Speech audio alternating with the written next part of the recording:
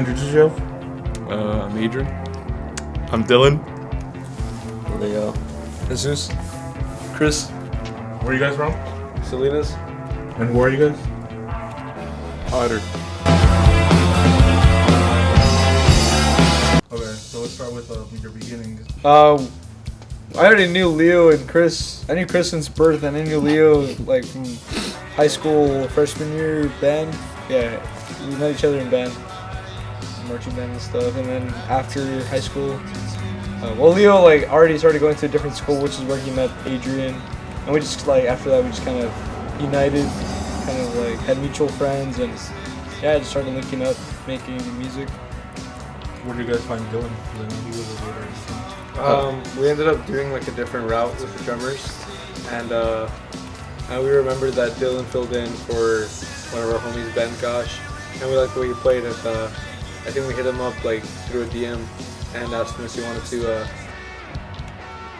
like rehearse real quick, and we kind of didn't know it, but we were basically like auditioning. Not really, just wanted to see if he was like down to do like our type of music, and he played really good. And after that, we played our first show with him, and we were like, "Yo, you want to play?" He's like, "Yeah, that was really fun." So how do you guys like find your sound? Like how would you describe it? Good question. I'll tell you, Adrian. I think we just all listen to different types of music, and I guess it all comes from our favorite parts of that music. But there is stuff that we all, like as a band, enjoy, and that's probably where like it makes everything cohesive. But for the most part, like we all are into like different things. I feel like one of like the biggest genres that bring us together is like hardcore and like punk. But yeah, like Adrian said, we all have like our own like unique styles of music that we all listen to.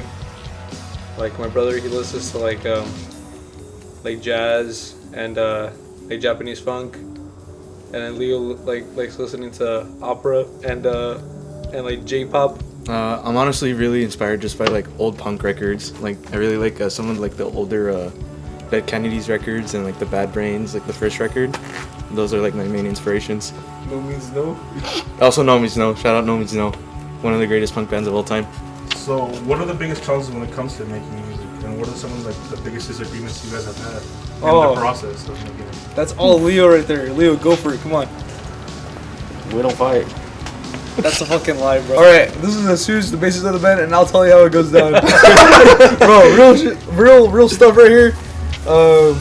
It's all about vocals. Like, I think the biggest disagreement is either vocals or like, I guess, meanings for the songs. That's one of like the bigger ones. It's kind of like having two different vocalists. You'll like obviously have tones for a song clash. But besides vocals, sometimes it's like rhythmic parts where it's like me and Adrian, or just I don't know, just tones of the song. Salinas has kind of seen like this hardcore and punk scene get bigger and bigger as time has gone by. How would you guys describe your role in that? I'd say our involvement definitely came post-COVID. Definitely, there's definitely a Salinas scene like pre-COVID, and there was a bunch of bands that came out of here like Gardens and Outdone, and a bunch of hardcore bands that I'm like super into. But post-COVID is definitely when like it kind of felt like there wasn't that many like bands. Like there was already like a lot of bands had already disbanded. Like COVID like really changed everything. But as like people who were starting to get into hardcore around the same time, we wanted to start our own bands. And then Leo started also hosting. Was at the time getting back into doing art shows.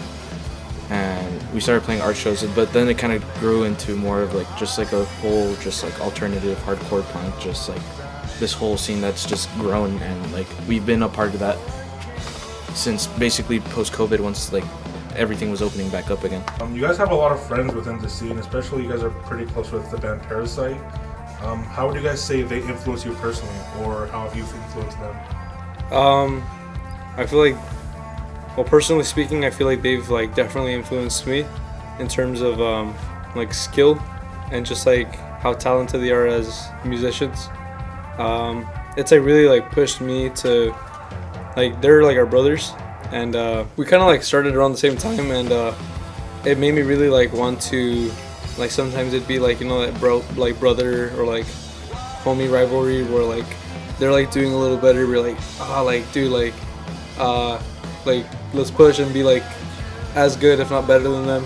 And I feel like it's just been like kind of like that over like since we started the band, because we're only like a couple months like older, I guess, as a band than them. So we've been like kind of like in the same I guess like level, and yeah, they're just like the best guys, and yeah, they're the homies. Shout out Parasite. So my final question is, where do you guys see yourself in 10 years with this band? Hopefully, I was gonna say, hopefully still making music. You know what? I mean, I hope we end up playing East Coast. I really want to play East Coast, and I actually Coast would be I just cool. want to do like a full U.S. tour. Like even if we're not like a big band, just like the experience. I hope we get to like travel all over the United States. I was gonna say, finally have a proper Salinas venue, and like have like just be a part of, continue being part of the scene. Yeah. that'd be Definitely have more of an impact and more of a prominent scene here in Salinas, because I feel like it's still really underground. Hardcore music in general and alternative, that whole niche is like becoming a little bit more mainstream. But yeah, hopefully like the scene grows bigger and bigger.